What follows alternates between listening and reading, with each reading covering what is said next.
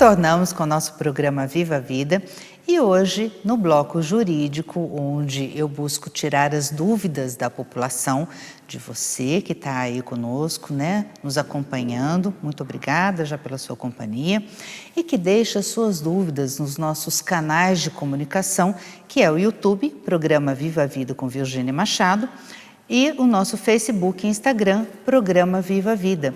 Todos esses canais são de acesso, onde você pode deixar as suas dúvidas sobre qualquer matéria da área jurídica. Se eu não souber responder, eu vou trazer aqui um especialista que possa responder a sua dúvida e também a sua sugestão. Deixe lá a sua sugestão. E se você gosta do programa Viva a Vida, compartilhe, viu? E outra, se inscreva no canal, não esquece de tocar o sininho, tá bom? Hoje nós vamos conversar sobre uma notícia que alguns acham que é inusitada e que pode ser até acharem engraçada, mas de engraçado não tem nada. Por quê? Os casais, muitas vezes, eles durante a relação conjugal, seja no casamento, seja na união estável, eles adquirem animais de estimação. Esses animais de estimação acabam criando um vínculo emocional muito grande, muito forte com aqueles que são casados ou são conviventes. E quando eles se separam, como é que faz? Gente, isso é matéria de discussão no Superior Tribunal de Justiça, lá em Brasília, no STJ, tá? E eu trouxe aqui para vocês, é recente essa matéria do STJ. E o que diz? Diz assim: em julgamento finalizado no dia 19 de junho, a quarta turma do Superior Tribunal de Justiça considerou ser possível a regulamentação judicial de visitas a animais de estimação após a dissolução da união estável. Com a inédita decisão no âmbito do STJ, tomada por maioria de votos, o colegiado confirmou um acórdão que já era do Tribunal de Justiça aqui do Estado de São Paulo, que fixou regime de visitas para o ex-companheiro, para que o ex-companheiro pudesse conviver com a cachorra, né, com a cadelinha Yorkshire adquirida durante o relacionamento e que ficou com a mulher depois da separação. E olha só, o nosso Código Civil, ele diz que os animais, eles são equiparados a coisas, a objetos, a semoventes. Então, existia uma celeuma jurídica, né, e muitas dúvidas houveram com relação a essa situação dos animais. Eles não são sujeitos de direito, eles não podem, por exemplo, pedir um habeas corpus, né, aqui no Brasil, como aconteceu lá na Argentina, que o gorila, né, através da sua tratadora, entrou com habeas corpus. Né? Aqui no Brasil ainda não é possível isso não, os animais não são sujeitos de direito. Porém, eles devem ser considerados não mais como coisas, não mais como objetos. Isso porque aqui o ministro Felipe Salomão, ele diz o seguinte, que buscando atender os fins sociais, atentando para a própria evolução da sociedade, independentemente do nome que se dá, a ser adotado, né, o nome que vai ser adotado, penso que a resolução deve realmente depender da análise do caso concreto, mas será resguardada a ideia de que não se está frente a uma coisa inanimada, mas sem lhe estender, porém, a condição de sujeito de direito. Reconhece-se, assim, um terceiro gênero em que sempre deverá ser analisada a situação contida nos autos, voltada para a proteção do ser humano e seu vínculo afetivo com o animal, apontou o relator do recurso especial, ministro Luiz Felipe Salomão. E o que mais que ele fala?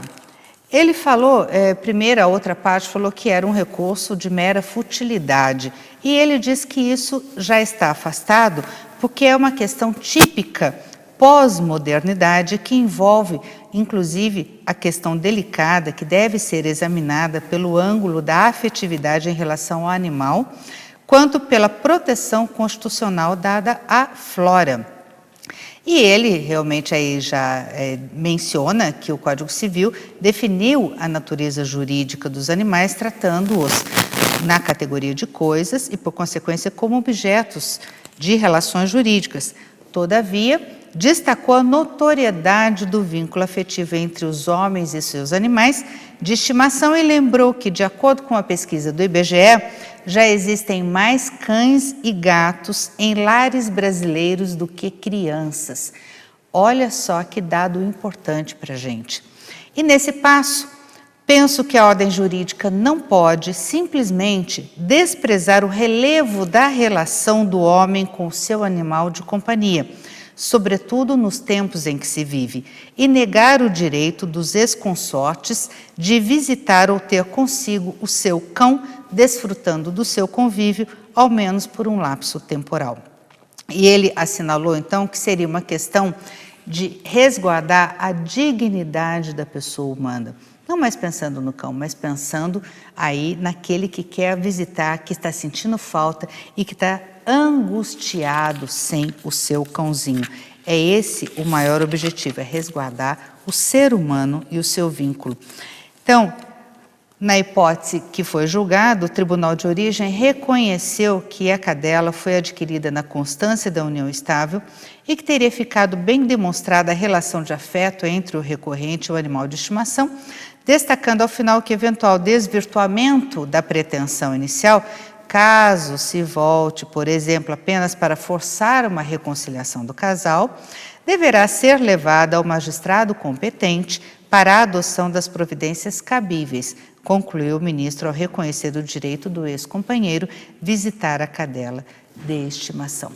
Então, nós sabemos que aqui no Brasil, embora o animal de estimação tenha aí a natureza de bem, né, que pode ser comercializado, por exemplo, ele acaba tendo uma outra esfera, tendo um outro olhar do Poder Judiciário em casos como esse, onde o animal de estimação tem um vínculo afetivo muito forte, né, com o cônjuge, com o casal, e quando eles se separam, o ex-cônjuge que fica com o animal obrigatoriamente teria que, pela justiça, dar direito de visitas àquele outro que saiu, que não está com a guarda do animal.